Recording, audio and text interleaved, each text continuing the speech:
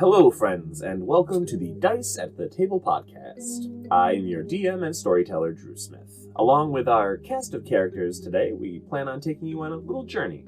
A journey to Explodnia. But before we get into all of that, why don't we take a moment to say hello to our players? Joining me today, we have my lovely wife, Allie. Hello. Our lovely wife. And our good friend, Sherry. Hello. Really excited to get into this, guys. So without further stalling, let's get going, shall we? Yes. Yay! Hooray! Alright, so first of all, we're going to do a little recap. After a chance meeting on the outskirts of Rekna, our protagonists, UV and Six, have endeavored to working for the bad, or Brotherhood Against Dastardly Deeds. And when we last left them, they were embarking on their first mission together. We pick up 1 week later after we saw, well, you can call them heroes, I guess. Our heroes are awaking from a restful slumber just on the outskirts of their desired location. It's about mid-morning now.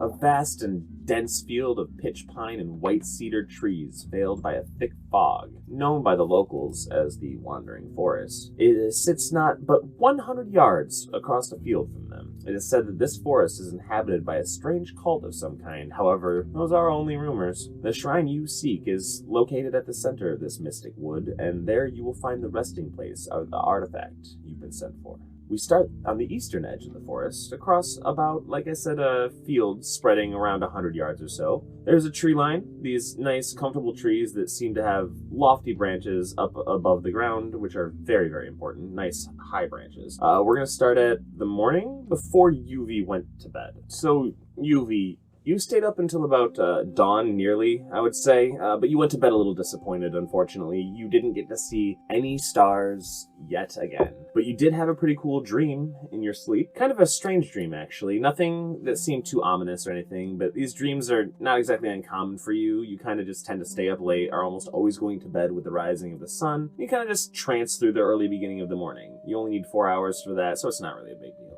And in this dream, you saw the dense fog of the forest ahead of you, and you hear this thundering boom in the distance of an approaching storm as these large, dark clouds begin to roll in. And as they do, you know that rain is coming, and so you have to seek shelter in these trees. And as you go into the trees, you get trapped by some vines that grab at you. You have a very hard time getting through the initial part of it, but we finally see you breaking through the vines, and you discover a path. Like, you're led along the path by these strange lights, it almost seems, that appear out of nowhere. So you don't know if they're like luminous helicopter seeds or fairies. You don't know what they are, but you know that they're leading you for sure. They lead you into this almost like pygmy forest, kind of, sort of. The trees are very tiny, like super small, almost like Christmas tree-sized trees. And there's a small basin of water. Water seems like it's got like a different fog around it. It's almost calming. You go and you sit in the water there, and like the fog kind of like hovers right over just around the water, and you feel very safe in this moment. And you're resting for your trance, and as you kind of like wake from your trance, you have this like calm feeling of like wash over you. So how do you go about starting your day, Yuvi? First, when I wake from a trance, I'm sleeping in a tree, by the way. And taking in that vision, the first thing I do is I grab my journal, because I'm going to jot down the information that I just saw in my trance so that I can glean from that which spells to prepare for the day. And that's something that you would usually do, so you can kind of interpret your dreams. Yeah, that's pretty much how I choose what I'm going to get ready for the day. If I don't have any powerful visions or any gleanings from my dreams, I try to go back to my journal from the day before to see if I can... Right, you can pull from that record so that you know just what's going on. Right, and I kind of have to, because my memory is shit. Like, long term's all right, but what happened yesterday, I don't know. Let's refer to the journal. So I'm going to climb down from the tree with a clove cigarette in my lips. I'm wearing my pajamas, which are some full thermal undies, and my heavy wool cloak. I strip the cloak and hang it on a large knot on the tree, and I grab my bag from another knot on the tree, and I saunter toward the dying fire. I'm going to sit down and grab a handful of the spent coals, and I'm going to stick them into a pouch that I have hanging off my bag, and I'm going to wipe the soot just on my legs. I flick my cigarette into the weak campfire, and I'm going to use Druidcraft. And I'm also going to use some very unnecessary jazz hands. And I'm going to instantly rekindle the fire. And as it roars, I strip out of my PJs while I look around for something to eat. You kind of notice that, like, in the area around you, there's edible berries and some bushes. There's some huckleberry and blueberry bushes that look to be remnants of when the season was at least good for it. Like, everything's not dying, like, right away, but it's a slow decay into nothingness. So definitely sparse, but you are able to find some stuff. And it looks like there might even be this field, like this field that you were actually in, or was like adjacent to a cranberry bog. So there's some remnants of that as well, but not as fruitful as everything once was before the enveloping happened, which is kind of what people have come to call it around here. We're seeing like the hardier thing still that doesn't use much of the delicacy of the, sunlight. Yeah. The sunlight really kind of not being around is certainly obviously affecting some of these more fragile fruits and veggies and stuff. So the fauna and flora that are more reliant on sunlight, you can definitely tell aren't thriving. But there's stuff that's edible in the area for sure that you're able to find. You said blueberries. Yep, some blueberries and some huckleberries and stuff. I would like to try to pick some of those blueberries. That's So you pick some blueberries, you get like a nice little pouch of those, and then I'm assuming you're gonna try and do something with those for breakfast. Is that your plan? Yep. Yeah, cool. I want to cook them on the fire Cool. with some honey. Awesome. All right, yeah. So you're vegetarian, I'm assuming, right? You're not looking for meat anywhere anyway, and there's not much around here. Nope, right? I don't eat meat. Well, that'll be an interesting little situation then when somebody wakes up. Total meat eater. Yes. It's an interesting carnivore. Like, we can share meals because she can have the steak right. and I'll eat the salad. There you go. Cats eat grass, So You can make it work. I might eat your shampoo then. You might There eat my you go. shampoo. I'll make one from cat grass for you. You label a separate bottle just for 6. I'm gonna have to do that. Yeah. She uses it as sauce on her meat pieces. Nice. Yes. Yeah, there you And go. I am going to lather up my hair in my special shampoo. My hair is actually like stark white, but I use this like green grass mixture with the potash and some other business that is secret. And it's a tinting Proprietary. shampoo, but I have to put it on like every day, or else Nice. it just like if I get wet, it like melts out of me. I love it. Like I it's could- something you would put in a 6-year-old's hair. Yeah.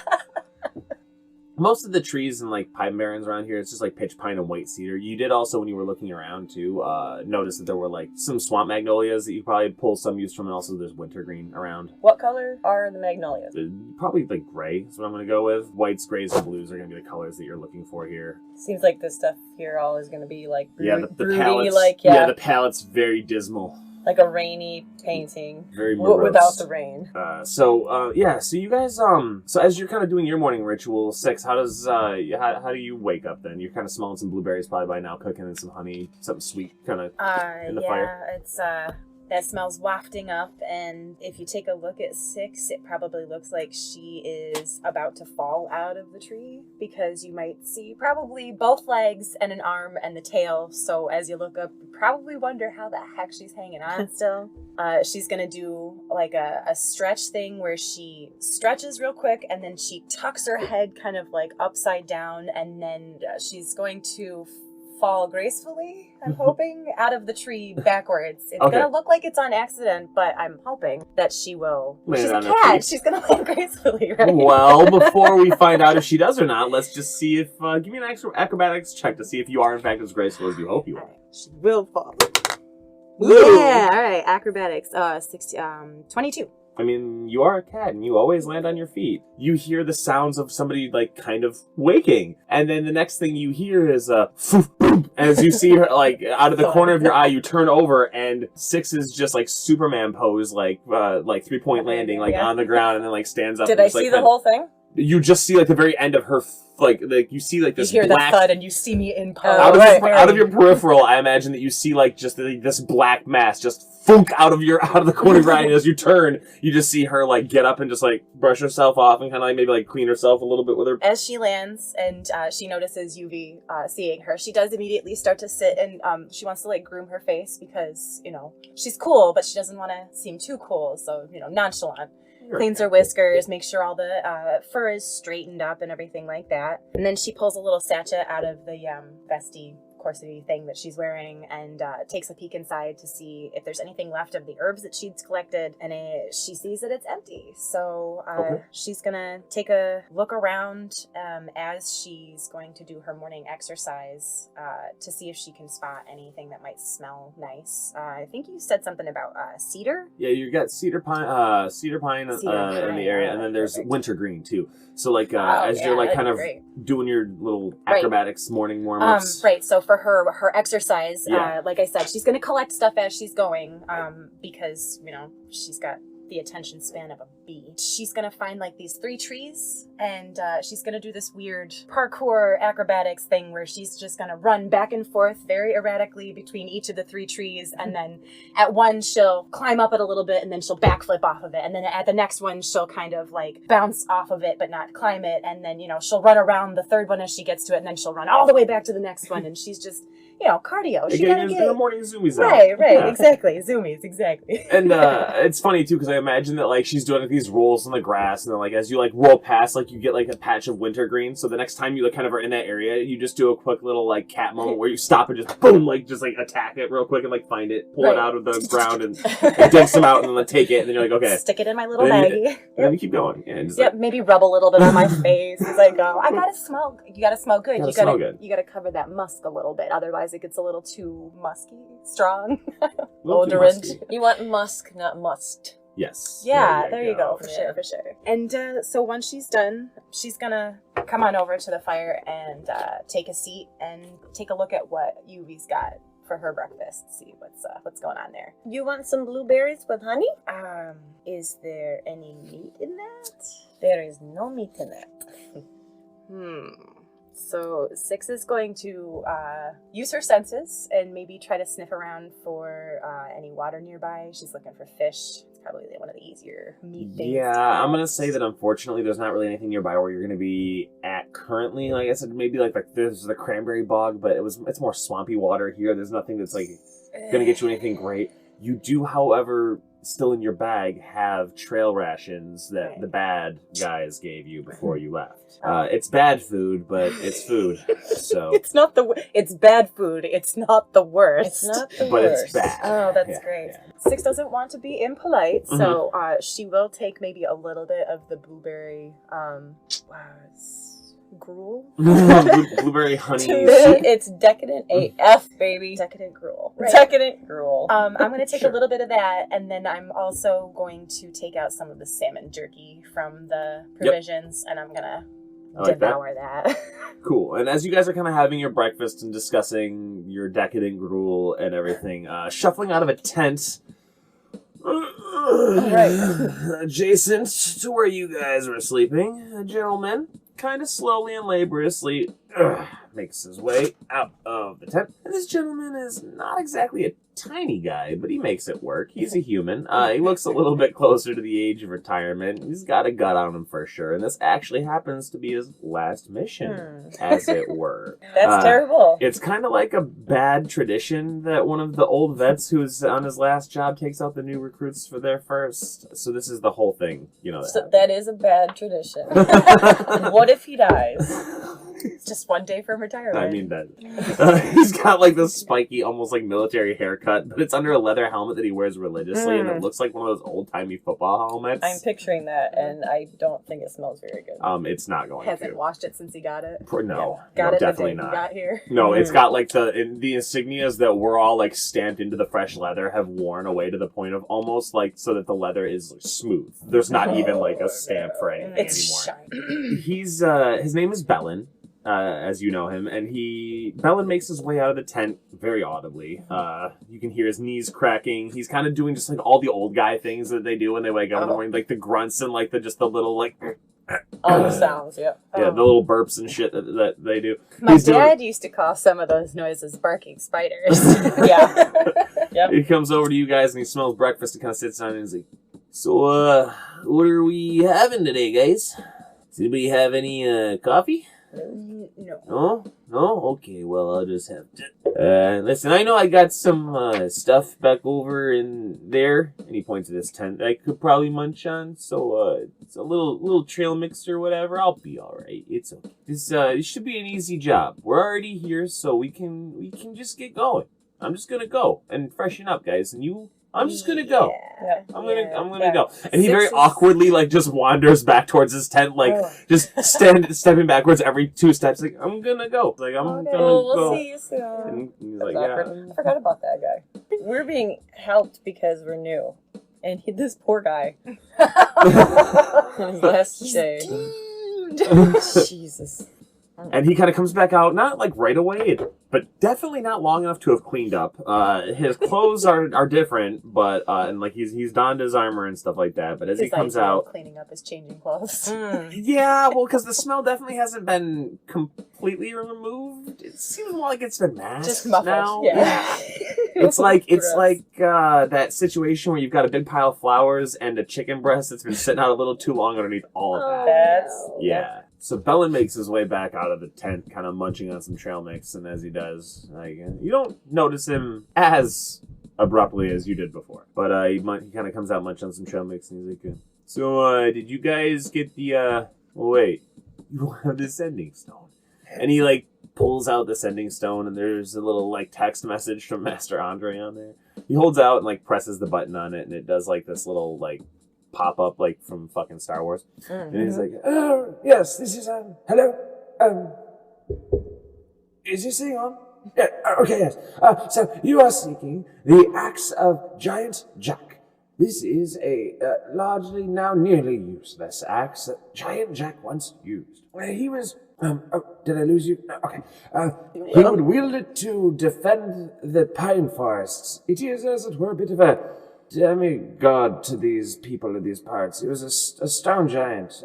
The axe itself, which that you are seeking, is well known to be made largely from the femur of his father, rumored to be the original lumberjack, or lumbering Jack, as his name was. The axe is most likely useless now, but still possesses a great bit of magical essence within it for someone who could harness it.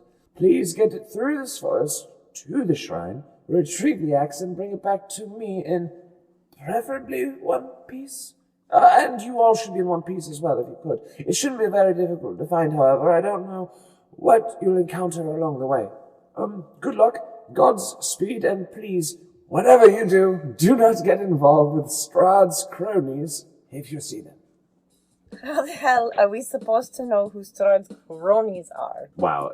As Yuvi is wondering aloud that, Bellin looks over and he's like, so yeah, the Strahd's got these guys, you know, that I guess has been sending out, like, protect artifacts or get them themselves or whatever, but we're still trying to figure this whole thing out. We're kind of new to all of this happening around here. We're like, we don't know what's been going on with all this mist stuff. It's been wild, man. So we're trying to figure out where we're going with everything here, and I'm just figuring anybody who looks shady, you know, is probably... I mean, there's no sun, so everybody looks shady. Haha.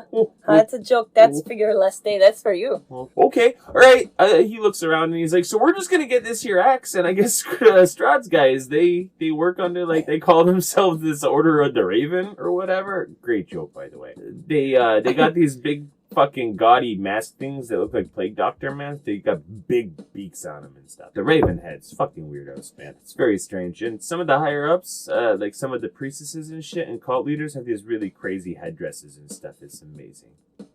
So this place seems like it could be kind of mushroomy. Oh, yeah, totally.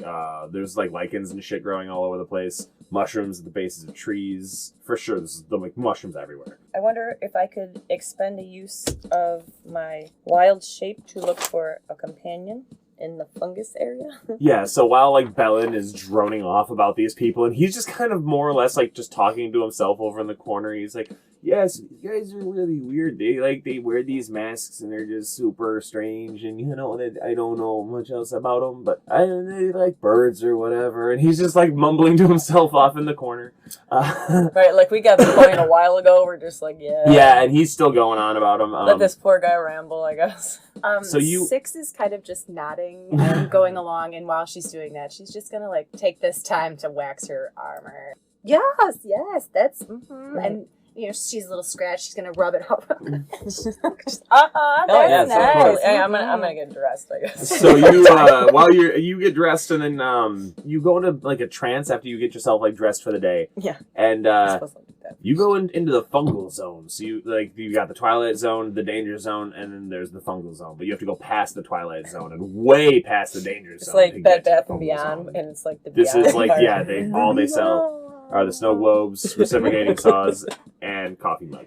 Yes. So you do this trance meditative thing for however long it takes. It's like 10 minutes. No. No. It's Instant. yours is instantaneous because it's special for you. That's Yes, right. I'm special. It's part of your wild shape thing for your ability. It's the new druid thing from Tasha's Cauldron of Everything, I believe, right? Is that, Yes. Tasha's Cauldron of Everything. Fuck yeah. So shout out to that source book. That is what that is. Very cool. So you just kind of sit there and you look around, taking in everything around you, and you kind of especially focus on the different types of mushrooms that are nearby and everything, and you like really connect into this fungal network. And as you kind of feel this pulsing energy come out from you, you hear in about 20 feet off in the distance this shuffling of some loose leaves and vegetation, and all of a sudden stamping up to you stands like this 15-inch tall mycodid mushroom person. Oh, that is neat. Hello, little Michael. And I can talk to him telepathically, yes? Mm-hmm. Yep, totally. Okay. So I want to ask him if he will please use his rapport spores so that I can speak telepathically with Six. Cool. So rapport spores is, it's an ability that he has then. So he shakes off these like little fungus spores things. He does like this little like dance from like the Sugar Plum Fairies thing, but like, the Fantasia style dance. And as he does, he's doing these little dances, things and fluttering around. He like dances between the two of you. And like as he does, they kind of float around, and they even like float in the air. You kind of all breathe them in, and Helen's like, I think I'm allergic to that. Oh, and he like kind of like sneezes the spores out and like covers his mouth. Good. I didn't want him to breathe them in anyway because I forgot about that. And everybody saw this little mushroom dance, by the way. So it wasn't just like you were tripping or anything. Like everybody saw this. So now that I can, and this only lasts for an hour. Okay. But while Bellin is talking or whatever he's doing. I'm going to tell her into her brain, I see you take that pen from Master Andre. Yes, because I showed him. Oh, I was hoping you would keep it, but that's cool what you did. I got a job instead. No, I like it. I also see you put something into that Richie boy's fanny bag. What was that? Well, like your companion there said, it was a bit of a farce. We would always look for some butthead to put the mark of doom into the pocket. And then, of course, foretell of horrible things. It was quite fun. It was a really great show. I wish that dumb shit didn't fuck it all up. Yes, what a waste of a good finale. You guys are having this conversation in your brains.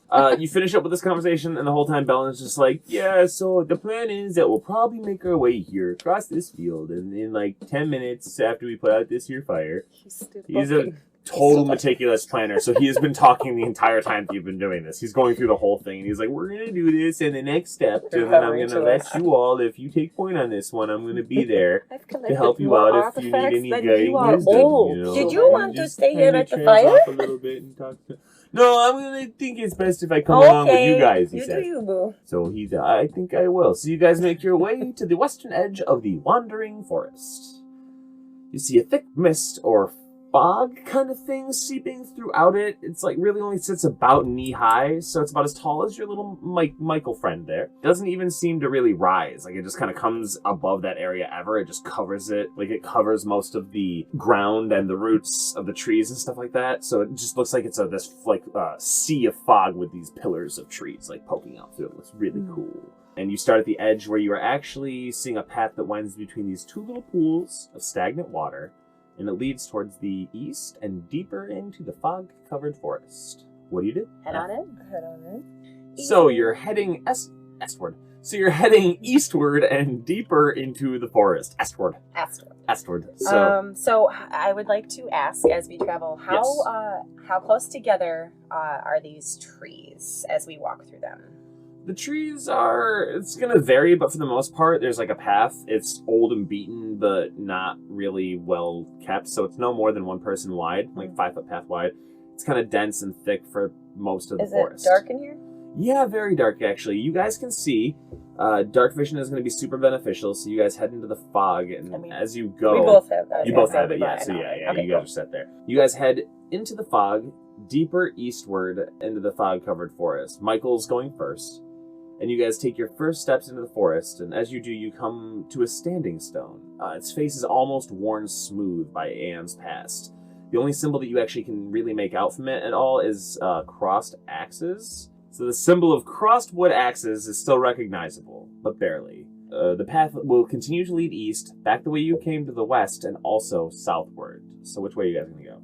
On a stone, is the symbol on one of the sides, or? It's the side that you would see as you approach it. So like walking into the forest on the westward facing side of the stone. The path you're walking in on is like sodded dirt. It's been compressed and is more compact. It's not really like loose and squishy. It looks like it was man-made, but definitely not well maintained. Can we take a look at the different paths and see if there's anything like different about them, like if it's like Yeah. compacted down? As you're kind of like looking around trying to see any sign of like traversal or anything, you peer down the paths. You're not gaining any insight into what the next location might be because the fog is so thick in between the areas that it's like, even though it doesn't raise very high up, it looks like as you look down the path, it almost like your vision is just kind of blurred by a mist. It's not really very, like you try to peer through and you can't actually see into the next, like the path just kind of goes on. I would say let's just let's start down one side, start working our way. Okay. You want to just follow rightsies, like so we don't get lost or whatever? Yeah, so we're gonna head south. Yeah, so you're going to turn to the right and go south Yep. down the... Okay, cool. Okay. So you turn right, and as you walk along this trail, through the fog, you hear... And, well, you notice that what you don't hear, actually, is the distinct sense of thriving wildlife.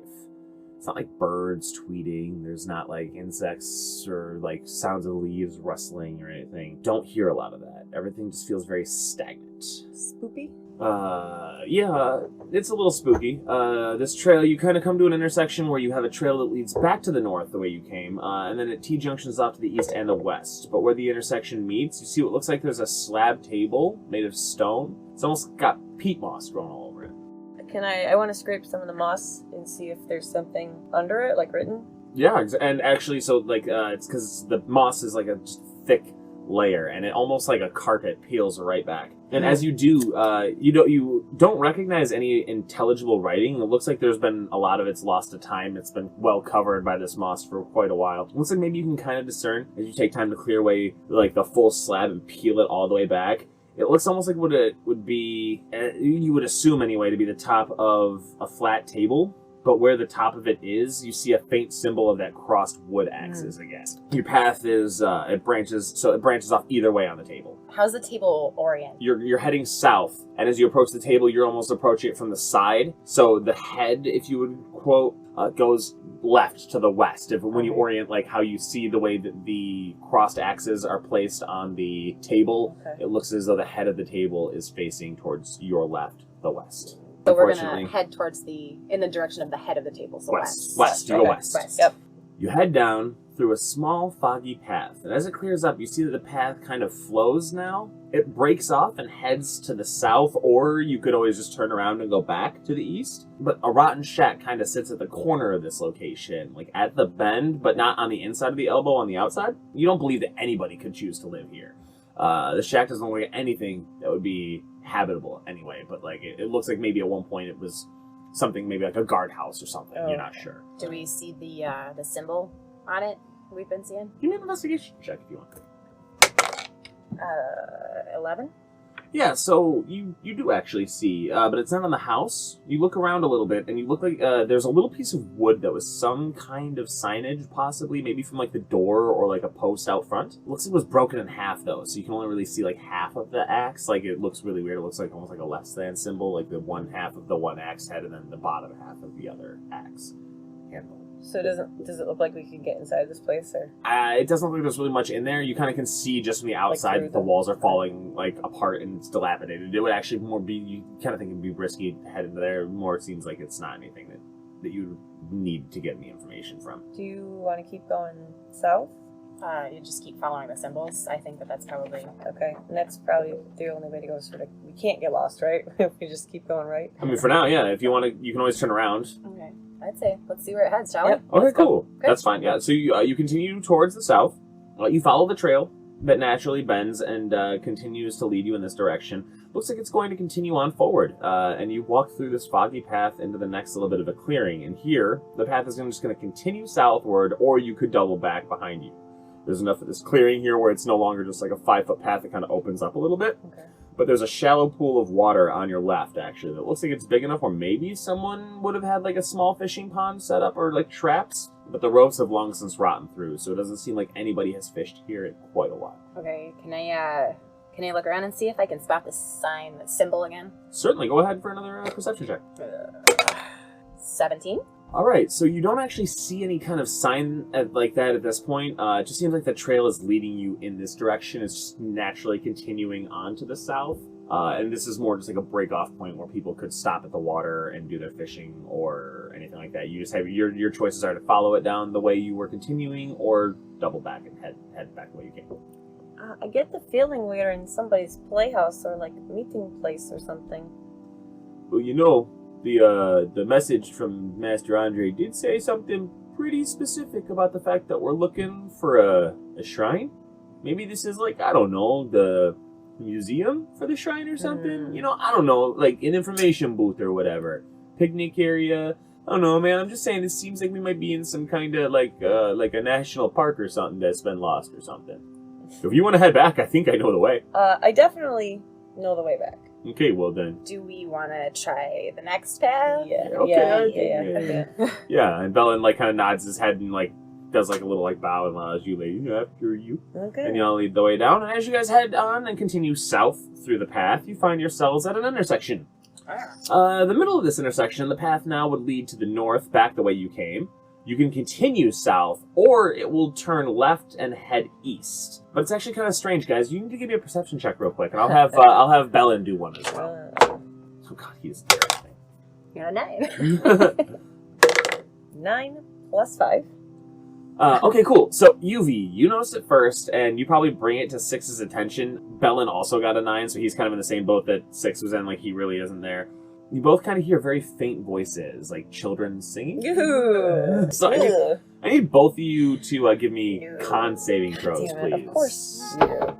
That's great. And Bellin's rolling one as well. Bellin rolled a nat 16 right here, so he's good. You said con saving, Yes, right? please. I got a 15. 8. Wait, I have advantage against being charmed, and magic can't put me to sleep. Okay, well that's good to know then, because it's not really magic, but it just feels weird, like a lullaby you're hearing, but children faintly singing it. That does not make me sleepy. And Bellin's anyway. like, you guys feel a little sleepy? I feel something, but I don't know if it's sleepy. No, Yeah, it's more like you're entranced by it. It's like a humming sound that you hear. It's like, it sounds like the children singing, but like it's an old nursery rhyme or a lullaby. You focus on it a little bit, and you trance a little bit. It slowly builds in like a thunderstorm, like a cacophony, and then it just kind of cuts back and you're fine. Ugh. And for that moment, you're focusing on it, and instead of trying to put you to sleep, it actually kind of takes you in that opposite direction. It scares you and like snaps you awake. So you guys are going to be able to turn south or turn left or head back the way you came. So you can continue towards those voices. In turn this left or go area, back. we hear this creepy ass sound. So we hear this once we enter. Yes. And then it just completely stops. There's nothing to see in here. No, not at all. No, there's nothing here. It's just Yeah, it's noise. just weird, just a shitty noise. intersection. So the only way to not get lost, I think, right? If you're not lost, okay, give me a survival check to determine what direction the sound seemed like it was coming from. Let's do that. I'll do the check. Yeah. 13 plus 5. Sounds like it's coming from the south. It's coming from the south. Do you want to go see what it is? We have this guy we can always sacrifice him. I'm speaking telepathically to Six, by the way. Oh, okay. All right, good. Okay, okay. That's good because you definitely don't want Yeah. Maybe we could try another pass and see where that leads us. Mm-hmm. Okay. Let's just not head in the direction of the creepy song, singing creepiness. And as you hear that, like you're saying that Bellin hears the music, and he's just like, "We're not going towards that, are we? That's kind of like bugging me out, man. This is my last day, guys. I'm not trying to get eaten by cannibal children ghosts, okay?" Yeah, Six's fur is sticking up on the back of her neck. You guys avoid the south and head left. You run into another intersection that is made from sturdy worked stone, this one, and you hear a little bit of water beneath you now as the path kind of arches over streams and leads to the north, the south, and westward. If you're looking around, there's no maker's mark. Nothing seems to be featured here. Seems like this worked stone is in great condition. It's really nice. So whoever made it, whenever it was made, actually, you would actually probably know about this. It's dwarven construction. Oh yeah, this that's bridge. definitely dwarven. I'd recognize it for sure. I definitely don't say this out loud. I'm just keeping this to myself and Yubi. Okay, cool. So you guys can choose to go north. You can head towards the south, or go back west now. North, right? Yeah, north. So as you head through the fog some more, you pass across what seems like the ground now is more tooled, like it's worked. There's a really nice stone path, and it's a bit nicer. There's actually faint cobblestone that seems to be overgrown with moss and a little bit of grass, but you're starting to follow this path now.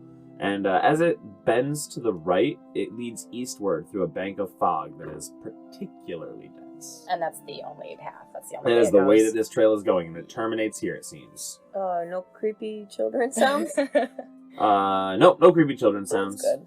There's just the only way the path goes, it's like a wall of fog and you can't see anything. So, well, that seems to be where our path is leading. you guys were heading Michael ahead of you anyway. You said he was leading the way, Yeah, right? yeah, so, yeah. like, you kind of just, like, if this is the way you guys are planning on going, Michael goes first, and he, like, steps 2 feet into the fog, completely disappears. Oh, that's foggy. All right, then. Well, Into the fog. onward! All right. Fun. Gentlemen first. No, you guys go ahead, actually. You keep leading. It's okay. It's gentlemen's in quotes then. You pass through the wall of fog, and it almost seems like instantaneous that it goes from being these dense high pines, massive trees, very dark, thick foliage, and this fog immediately disappears. It's not sunlight, but it's like that hazy sun that you get in a foggy day where it's just like, it's a very like dim, bright outside. It would be bright if it weren't for all those damn clouds. You get the very teasing feeling about it, and it's almost like you guys are in a Christmas tree grove, or what is known as a pygmy forest. They're very tiny trees. None of them stand more than 8 to 10 feet tall. So as Bellen's like walking along, he's kind of looking at all these trees, and he's kind of, did I just get bigger? Or do these trees get smaller? Because I'm totally okay with getting bigger. Like, you guys feel bigger? No, you just got bigger. I totally much feel bigger. bigger. Like, I definitely feel bigger. Okay. Are there more paths anywhere? No. So what actually happens here is you guys travel in a little bit, and you see that the path turns into a very nicely worked stone walkway. And as you guys approach, you see that there are these 2 massively thick, not tall, but just full and huge, robust, good 4.5, 5 feet around the trunk Oh. trees. They're just stout, big, thick fir pines, and they're fucking amazing. They're chunky boys. Oh, and they look almost like they're still thriving, even in the environment that they have been in, which is kind of interesting to see. Very strange, especially to you, UV, who's noticed like so far, like you've kind of not grown used to this death and decay, but The in vegetation all of this, elsewhere is scraggly. it definitely stands out like a sore thumb for sure. They look almost like that they're still thriving in this environment and growing very well. They do look healthy, and they seem to stand as though like a gate or an archway to a set of stairs that cool. lead towards the underground. Which way do the stairs lead, like, directionally? To the east. So they go straight Like forward, underground to the east. So we left off with 6, UV, and Bellin finding the stairs downward into a crypt of some kind of shrine. A shrine, it looks like, yeah. And as you guys make your way towards the staircase, you hear a voice call out. Now, I wouldn't take one step further, or you're going to be in a whole lot of trouble, little ones. The voice emanates from an area ahead of you. As you look up above this kind of outcutting of rocks that creates the top of the doorway / entrance down to the crypt, I guess. Standing above this entrance, you see 2 humanoid men wielding large, intimidating axes. These guys are both dressed in like buffalo check plaid. They've got little toque beanies on. One of them has a hipster beard, and the other guy has a really cool handlebar mustache. And he's wearing glasses, like, ironically. They're kind of staring at you 3 menacingly, but silently. And then behind them, kind of on higher ground, is a girl with Swiss-made pigtail-like things. She's got freckles and red hair, but looks super fucking buff. Like, she's standing off behind them, ready to go. She's got, like, this Pippi Longstocking vibe going on, but fucking jacked. And she's the one who seems to be doing the talking right now. So these guys are looking like some strong paper towels then. Yeah. Bellin actually, upon hearing her talk, immediately gets his hand on his sword. I'm gonna look over at Bellin and say, "You got this, right?" He's like, if they want to fight, I'll fight, but I'm not one for diplomacy. I'm just here to back you guys up if you get into a scrap. I'm more of a utility man in my older age. What if it's not only just the 3 of them? Diplomacy, it is. Yeah. Styx is gonna step forward and do a deep bow, very flourished. Greetings, great warriors. we have been sent to retrieve something, and we are here to... So, you think for a moment that you're the first little vermin to try and desecrate these hallowed halls that I have vowed to protect? What is it? Like a special thing or something? Dude, you're totally wrong. It's like totally special. In here, this crypt is the axe of the first lumberjack, man. 6 telepathically goes, bingo, that's what we're looking for.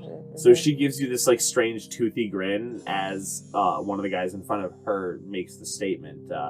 And as she does, she doesn't really growl, but she kind of like does. Telepathically, 2-6, I'm gonna say, did this crazy bitch just growl at us?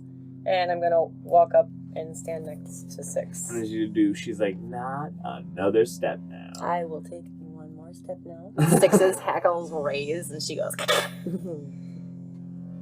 The red-headed woman looks down at the 2 guys in front of her, and as she sees the 2 of you react, her smile turns to a little bit more devious, and she goes, all right, we'll see. For now, though, Grayson, Bandrew, take care. And they both reply, yes, sister, as they grab their axes and jump down from their perch. Roll initiative. Happily. 16. Let's see what these guys got. No, 21. go ahead. You're good. And then what these guys got for their initiatives. Okay, cool. So we can't forget Bellin. He got a 13. So the initiative order is going to be Yuvi, and then Bandrew, and then 6, Bellin, and then Grayson up at the end. And Michael goes when I go, right? At the end of your turn, when you're all set, he gets to have movement and an action. Okay, cool. Yuvi, you're going to be going first. Okay. This path is made of what? So the path leading up to the actual like basement shrine that you guys see is stone, but everything else around it is dirt, short grass, bits of tree trunk coming up, or roots coming up from the ground. It's very much like everything besides the actual stone-hewn path is very natural around it. I'm going to turn my staff upside down and press the gem into the ground and give it a little twist. And I'm going to look directly at the area of focus, which is right in between those 2 guys.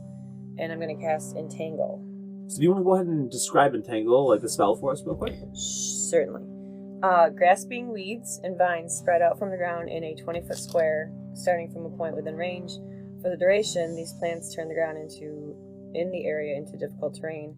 A creature in the area when you cast the spell must succeed on a strength save or be restrained by the entangling plants until the spell ends. A creature restrained by the plants can use an action to make a strength check against my spell save DC, and on a success, it frees itself. Awesome. So, what DC does he have to beat? My spell save DC is 13. All right, and he has a +1 to strength.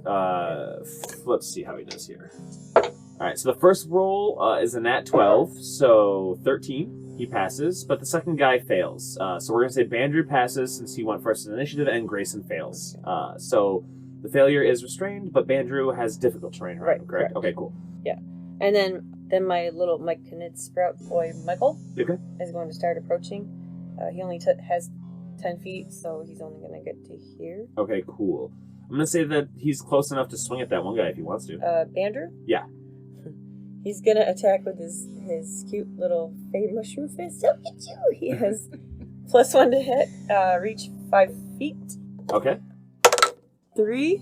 That misses. He's not wearing any armor, like just a pretty sweet flannel. But they are dexterous enough that Fungus Boy didn't snag him. It was a good try, Michael. So Bandrew's now a little upset and going to try and swing down at your fungus friend. So let's see how this goes. Oh boy, he rolled a nat 17, and it's a dirty 20, and it's a d6 +1. Oh shit, I rolled a 6. So that's 7 damage? Right, well, he has 7 hit points. Oh, shit. Goodbye, Michael. So as he gets removed, you guys lose rapport spores too, right? So Michael, so Bandrew's woodcutter axe just thwomp right through, and as he does, it almost looks like it doesn't even affect him, like it just slices through him, and as it does, poof, this cloud of spores just erupts around him. It actually almost just looks like he did a really cool move, and like that's how like Michael disappeared and got away. but All he's right. gone. That's And cool. now it is Six's turn. So 6 is going to shoot at Grayson. He's restrained. Yes, right? he is the one who's restrained. So Okay. you have advantage, and you will also have sneak attack because you have advantage. Alright. So sneak attack, just real quick while she's rolling that, guys, is just something where, like, it's not necessarily what it means when it says sneak attack. She doesn't just have to be sneaky to do it, but there's actually quite a few factors, and we'll explain them as they happen, that will affect her being allowed to use her sneak attack. It's like she's got cat-like reflexes. Or something. Or something. Or I something. don't know. I'm trying to be clever. All right, so it's a 17 or 15. Yeah, they both hit. It's a 17. Yeah. And that's a d6 plus 4. Nice. So 9 plus 5 sneak attack. Alrighty. Nice. So Grayson gets kind of like shot with these arrows, and yeah, so 6, you pull out your bow, and you're like, this guy, fuck, he can't go anywhere. He's gonna be real easy. It's a cat playing with their food, you know? Like a fish in the barrel. Exactly. It's almost too easy. You pull back, and fling, you let loose the arrow, and it strikes him perfectly right underneath the arm as he's trying to like raise up his axe to chop away some of these vines. And you get him right underneath the armpit, and you actually hear him like whine out in pain as he looks over at you, and you actually hear the woman who they referred to as sister kind of almost growl even louder. And she's not seeming to be too happy with how you're treating her people. Is she human? She does a lot of growling for human. So 6 actually starts purring very loudly when she hits Grace. And it does look like it really hurt. Like, you did a damn good amount of damage to him. That's fucking awesome. And is that your turn? Do you have anything else you want to do? I'd like to scooch up here, halfway between the two of them. Perfect. Okay, cool. And then Belen sees Bandrew pushing on Yuvi's position, and he's like, oh, hey, I don't think so. I'm supposed to make sure that these here kids don't die. And he runs up and pulls out his warhammer. He's got, like, this big-ass hammer, and it almost looks like it's kind of, like, laborious for him to, like, get it out, and he kind of grunts as he swings down with his two hands. Ugh! And he swings down on Bandrew, and that's, Don't put your that's a back out. 2 plus 5. That's gonna miss, unfortunately. So that is his attack. He just goes up and swings his hammer, but Bandrew's just a little bit too quick, and he gets his axe handle up out of the way of the hammer and kind of like blocks it and blocks the tricksy bastard. Trixie and false. He blocks it and pushes him off to the side and parries the tricksy one away. Yeah, he knows how to operate this shit a little bit. He kind of knows how to use an axe. Cool. So now it's Grayson's turn, and he's restrained, so he has to try and use a strength check to break out. It's a DC 13, you said, right? Correct. Okay, cool. And he gets a +1. I have to roll a 12 or better. I rolled a 16. Right, of course. Well, Of course. so he gets out. Okay. He's able to break himself free, but it's still difficult terrain, so he's Right. only going to have half speed, and that was his entire action minus his move action. So he's going to move and get right up in Six's face, but he can't do anything. He's just going to get there, and then that's his turn. That's all else he can do, and we are back up to the top of the round, and Yubi is your turn. These guys got all up in our business real fast. Yeah, they sure did. We were just looking for the artifact. Yeah, we're just like trying to steal like the most important thing to them. You're in lumberjack farmland right now. Haven't you guys figured out that you're like in the Disney World with the tree cutters coming right now? Come on. Like, I'm gonna flip my quarterstaff back upright and rub my thumb on the staff. I'm gonna lower my head and pull the staff closer to my face and whisper to the gem. Great ancestral sage, I beg your wrath. I ask you to imbue our staff. Give it strength of through its past. Make it smashy, do it fast. Sorry, that wasn't really a whisper. And my quarterstaff normally looks like several long, skinny, weaving cherry branches. You know, they're like braided and bound together, and Nice. it's like pointed at the bottom and open at the top, and like a claw, like talon type shape. nice, yeah. And firmly clasped in that cherry claw thing is this precious peridot. The gem itself is the actual druidic focus, so Nice. it's not the Oh, whole right, right. staff. But when I cast Shillelagh, the staff, it flashes like bright and quick and like a lightning bug, and suddenly there are like hundreds of tiny pink cherry blossoms covering the staff, and the clear green gem is now like a Vanta black, and it seems like jelly-like and swollen. And it seems Black like jelly curse, bean. you know, like the charged energy. And just as soon as the cherry blossoms like bloom, they wilt, and hundreds of tiny black vines twist all the way up and like double the size of the staff, making it like really strong Nice. and like thick, you know. Chunky. And the whole staff is like black, is like deep space, save like the bright flicks of static pulsing from the gem. Cool. And that's a bonus action. That's fucking cool. That's cool. Thank you. Completely And- changes. That's yeah. neat. And so now I'm going to swing my shillelagh at Bandrew's face. Nice. That is a 17 That hits. plus 3. Oh, Okay. that hits. Yeah, that hits. Cool. You got it. 7 damage. Nice. So you swing this blackened club into him, and as you hit him, it almost kind of like pulsates with a little bit of that energy from the gem. Fucking looks absolutely cool. As you hit him, he not only feels the impact of the staff hitting, but also almost like magic vibrations as they pulsate sonically through him quickly as you hit him. And he's left feeling just like shit afterwards, pretty much. Like it's just like it's like someone just really quickly took you and like set you on a pink shaker for like a half a second, just they shook you up real quick. Not at all good. So yeah, he's hurt now too, and he's not happy, not at all. And it's Bandrew's turn. So Bandrew's going to swing on you, UV, because you hurt him. He doesn't like that. He is going to take his lumberjack axe and his woodcutter's axe here. He's going to swing at you with a chopping motion laterally, almost like he's trying to fell a tree. And that's only a plus. That's an 8 to hit. No. Okay, so it's almost like you just hit him, and that energy reverberated through him and made him. Like, his aim is off. He swings at you, and as he's, like, swinging, his grip is, like, his hands feel weak from, like, the vibration energy, and he almost loses control of his axe. And that's what I do to men. That ringing in your ears, it may not be for victory. Oh, 6. It's your turn. So Grayson so conveniently moved up within my range. So I am going to pull out my rapier, and I'm going to attempt to slash at him with that. Roll away. It's a 21. That's gonna hit. Alright, as it should. You guys are rolling rocks. Yeah, hell yeah. Alright, 1d8. So, 4 plus 4, so 8 altogether on Grayson. Yep. Oh, hold on. Yep. Snake damage. Another 4. Nice. So, yeah, Oh, 4 plus 4. He's dead.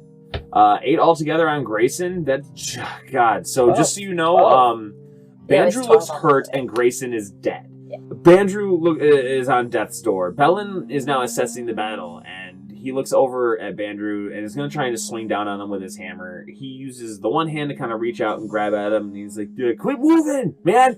And rolls a... Oh my goodness, a nat 1. Oh. So he goes to swing his hammer at Bandrew, and he ducks out of the way.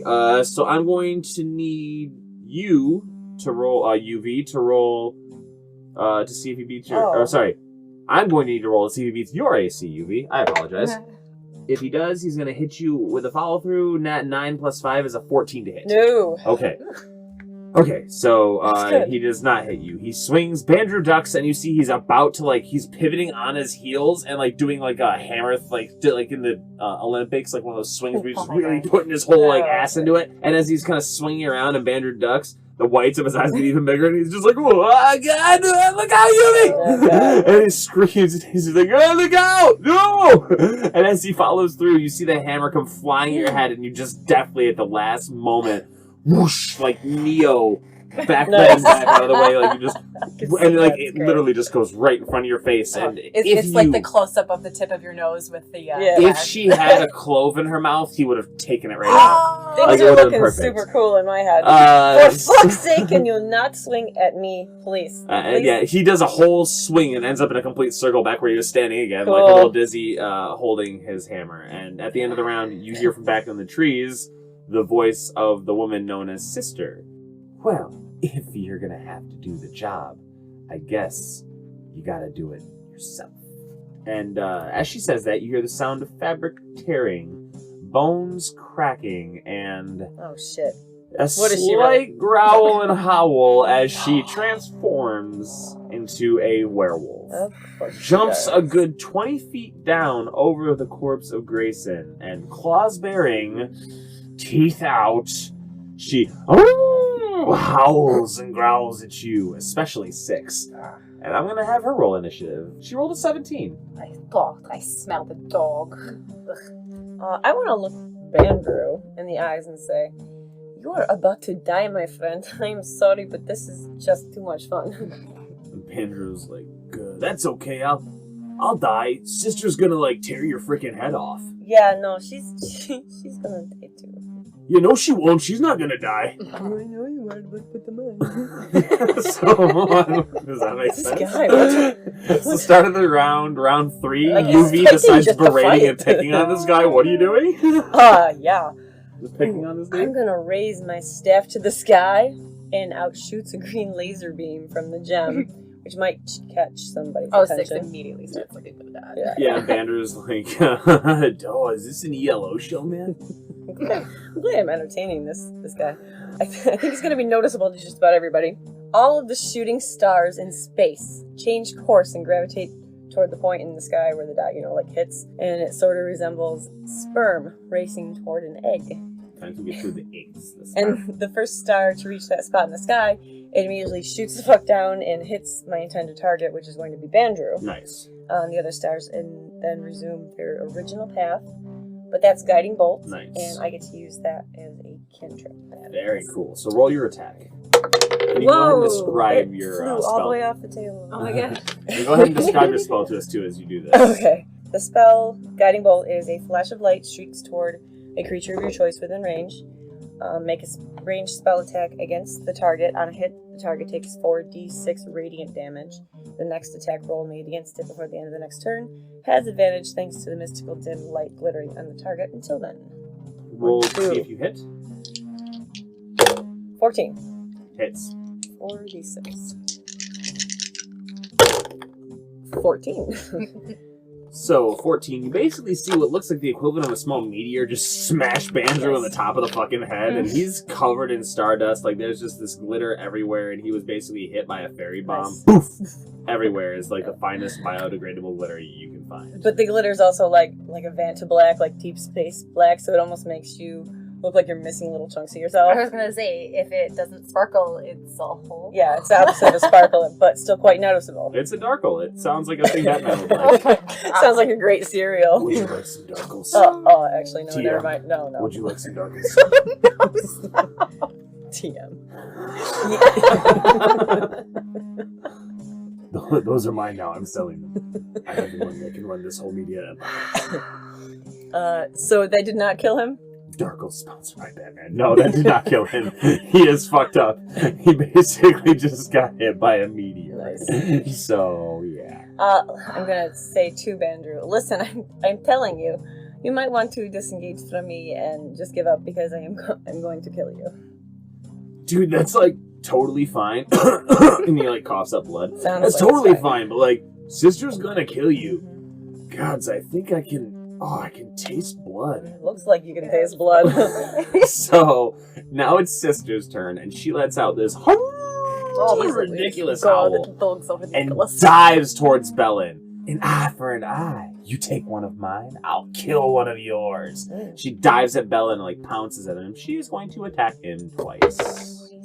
So she gets a claw attack and a bite attack. So her claw is just a hit for 4 damage. And the bite is also a hit for... Jesus, I rolled a nat 1 again on the damage. So he takes another 3 piercing damage from the bite. So 7 damage total to Bellin. That brings him down to 15 HP. And he has to make a Constitution saving throw. Oh god. So he doesn't... Or he will catch lycanthropy. He rolled an 8 plus 5. That's a DC of 12. And he does. So that is her turn, and then Bandrew, with his final attack, his last gasp effort, as he is coughing up blood, is going to try and swing an axe on UV. Come at me, brah. Let's see. Okay, well, he misses because he fucking sucks, and he can't do anything else. He's accepting death right now. 6, you're up. God damn it. Alright, I'm going to shoot my bow at Bandrew. Oh boy. Okay. You have advantage. Of course. Like you need it. Okay, so 7, so that's an 11. That hits. Like I said, he is not wearing armor, just a really nice Alright, so the first is 9 plus 6, so 15 altogether. He had He had 2 HP. Oh. You annihilated him. He's talking shit to Yuvi, and an arrow just goes through the side of his head, and it just carries him 2 feet over. I He's gone. thought I was going to kill you, but that's okay too. I was getting tired of his Thank you. voice. That was very Oh, gross. God, Very that's gross. fucking gross. That was very gross. It was really gross, man. And Sister kind of snaps over and growls at you, and she's and Bellen's like, I'm gonna go try to swing on the werewolf lady. But he's kind of like psyched out, so we're gonna see he's like freaking out from this growling, and yeah, he misses. That's a 5 plus a 5, so he can't hit her. Back up to the top of the round, Yuvi. It is your turn. I feel very bad. I'm going to yell to Bellin, I am very sorry. But it doesn't sound that kind of sounding well. That was really mean, sort of. And then I'm going to cast Thunderwave. But I'm going to cast it far enough away where it doesn't hit 6, so like over here-ish more. Okay, cool. And each creature in that 15-foot cube must make a con save. And on a failed save, creature takes 2d6, 6 damage. 6 damage, yeah. And is pushed 10 feet away. Bellin fails, of course, and the werewolf passes. Well, shit. Well, you got him away from the wolf. How much damage? And the wolf will take half of this, right? So how much damage is that? Okay. 6 to Bellin and 3 to Sister. So Bellin gets blasted and flies 10 feet backwards. The wolf turns and looks at... the spell emits a thunderous boom out to 300 feet. I don't know if that... the entire fucking forest is awake right now. Good morning, Westlandia! It's like resonating out. That's what you hear. Yeah, so Bellin is like knocked 10 feet back. In addition, unsecured objects get pushed 10 feet. Oh, cool. So the corpses go flying 10 feet too. This is so Blisplodnia. Jesus Christ. And the werewolf, it's her turn now, looks over at 6 as she just sees her brothers in arms go flying lifelessly, ragdolling past her. So gross. Looks at 6 and runs up. She's going to try and bite her and claw her. So claws first. That's going to hit. 13 plus 4 is 17, yeah? Okay. 8 damage. And then the bite. Natural 9. So plus 4 is going to miss you this time, I'm guessing? That's what, only a 12? Yeah. Okay. So when she goes to bite you, or you recoil in such a way that she just can't get her fucking teeth to sink into you properly. Like, you pull your hand back just out of the way of her bite, and it's like a cartoon where, like, the wolf reaches out and right as it goes past. Yeah, and 6, your turn. You now have this big old nasty werewolf lady in your face. Okay, so Yuvi's within 5 feet, right? Yes. Yeah. I'm gonna swing my rapier. Okay. 17 plus 6. Hits. Alright, and 6 plus 5, 11 damage. Do a perception check for me, please. Perception. Yes. 21? 21. So the wound that you initially left on her looked really deep, but it looks like it's almost already healing a little bit. And you remember that werewolves, unless the weapon is silvered or magical, is not going to have as much effect. Unfortunately. Just so you know. Yep. It is Bellin's turn. Bellin gets up and he's going up and try and charge this lady. He's going to try and hit her. He's going to run up and swing his warhammer. Nat fucking 1! Dude, this guy. 6, we're going to see if he hits you. So he's going to swing, and now if he beats your AC, he hits you. I rolled a nat 18, of course. Yep, so you're like, why are you here? And he's like, I'm sorry! And he just swings the fucking hammer. And the werewolf jumps backwards and BAM! Hits you right in the chest with his fucking hammer. And it does a d8 plus 3, I'm so sorry. And he does... he hits you, rolled a 7, so he hits you for 10 damage. I'm down. Oh, he knocks you down, holy shit. He just runs up, and he misses the werewolf, and just clunk, and just 6 falls to the ground. Oh, God. Oh, Bellin. Your retirement day. Can't imagine why they're retiring you. I know. He's probably a lot younger than he actually seems. They just want to get rid of him. I know what to do. God damn it, what the fuck? Whew. Okay, so I have an action, and a movement, and a bonus action. Yep. Okay. So, just so you guys are all clear, you all also all have 1 healing potion each on you. 1d8 plus 2 healing is what that's going to be when you use it. Oh, okay. Shit. going to expend my second use of my wild shape to call upon another wild companion. This is an action. Yep. I am looking for, hopefully I can find a crawling claw. It has to come from a dead person, a dead murderer. I don't know if these guys are murderers, but we'll see if it works. So yeah, what happened is, I'm gonna say, yeah, so what happened, and this is gonna be fucked, but why not, is that one of the guys, his like, axe was, like, stuck into the ground pretty well, and he had, like, a rigor mortis kind of, like, grip on it, but when the thunder wave blasted him, everything but his hand left the axe, and the hand is still tightly gripped. It's just like this, like, thing hand, just like grabbing onto the fucking shaft of this axe. And that's it. I love how gross this campaign is. I really do. It's gooey. This crawling claw gets 20 feet of speed. Okay. So I want to try to get it over to 6 as soon as I can. See if it... Okay, it makes it. Sweet. And with the creepy crawling undead claw, I mean, I guess I'm going to try and tell it to find 6's potion and dump it into her mouth. Yeah, I'm going to say that'll be its whole action then. So right, 6, cool. roll your D... You roll your D8 plus 2 since it was your potion. Okay. I rolled a 1. So 3 HP. And she's She's up. Did I go down? Oh no! Only for a second. Good. So, Sister, almost just like out of a classic movie, she ducks down, sees 6 get slammed by this fucking hammer, and then she looks over at Belen and just smiles, like, thanks. And then takes her claw and just swings at him and tries to knock him out. So she tries to get him with that, the bite.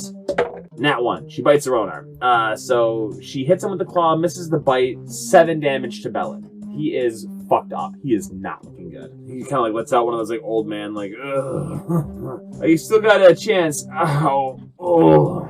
Okay. Yeah. Well, I can still drink my potion. I'll be okay. And 6. That's your turn. All right. 6 is going to probably not so strongly swing her rapier, but she's gonna swing With advantage. Yeah, with advantage. with yeah. advantage. I've got nothing magic or silver, so that's what. Just keep swinging what I got. All right. So 13 plus 6, so 19. It's All right, and it is a, where did it go there? 4 plus 4, so 8 plus 5, 13. These would be really good hits if she weren't a dirty dog. and that's Belen's turn. Yeah, she's a dog.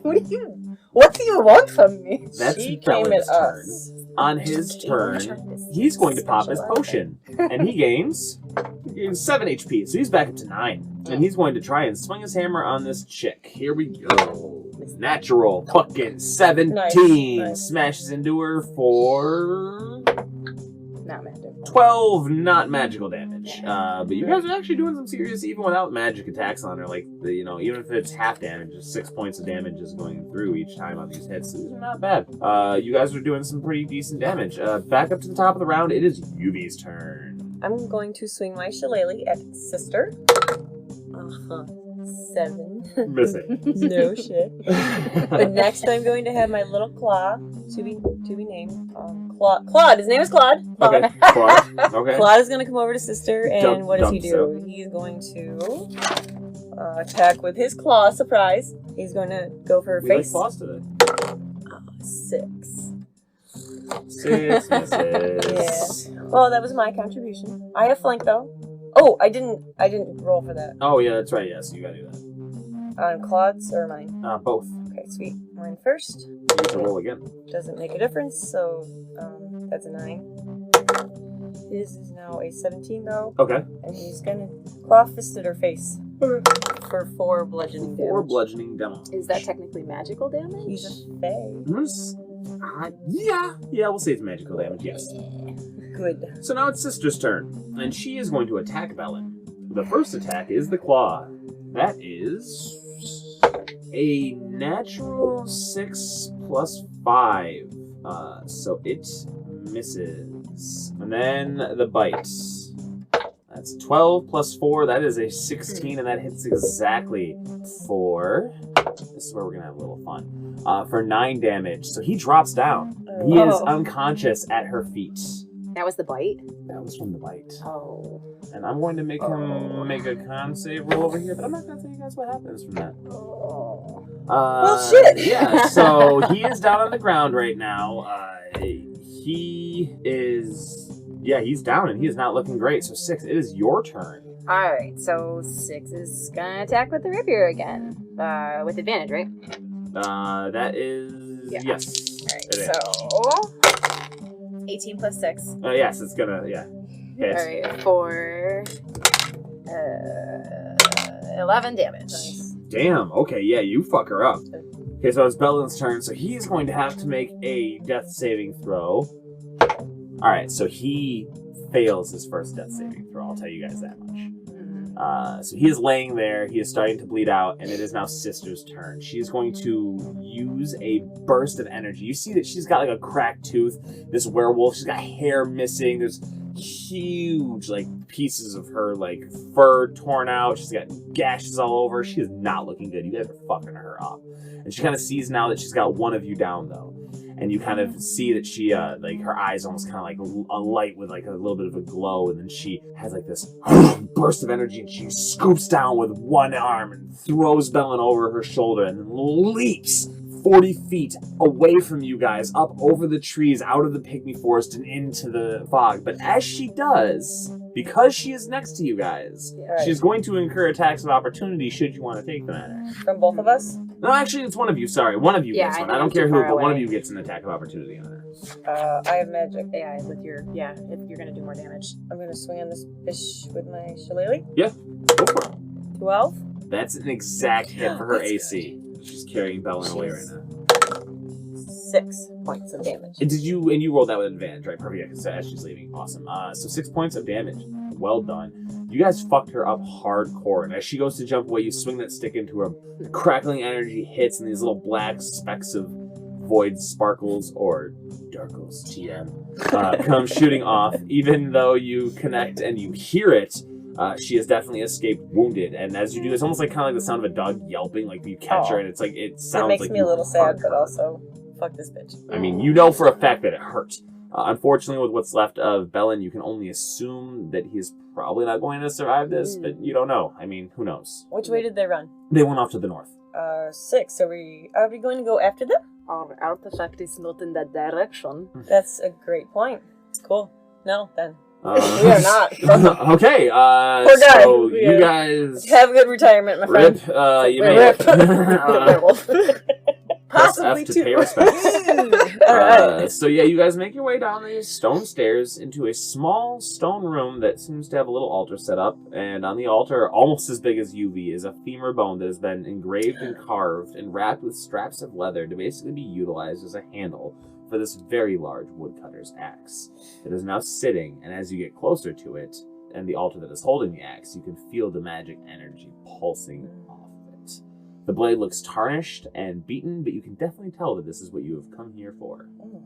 Can I check to see where it's sitting? See if there's any traps or anything? Go ahead and give me an investigation check. It's 12. Seems fine. Everything looks good. I'm gonna lift the axe off the altar. You gently lift the axe up off of the altar, and I need real quick, all of you guys, what's your speed? My feline agility grants me double speed for one turn. Okay, so you're not going to have a problem. UV, how fast can you run? I can run 35 unless I dash. I'll allow you to use your dash action if you want, so that you won't be able to... But you won't be able to like, grab anything else in this room. Like, you could have looked around and possibly been able to grab some shit beforehand. However, you went right for the axe, not a problem. Shiny object. However, there might have been treasures in the area, but there's a large stone slab door that is slowly rising up from the ground and trying to trap you guys from inside this tunnel. So y'all have to quickly scramble your way to get the hell out of there. Zip, zip. You both have enough speed, so you can use your actions, just get the hell out with the axe. You will have successfully made it out with your first artifact. Unfortunately, you guys didn't get to check around and see if there's any more treasure in there, but... Rookie mistake, right? Maybe Bellin would have been able to help you fix that one, but you didn't get him.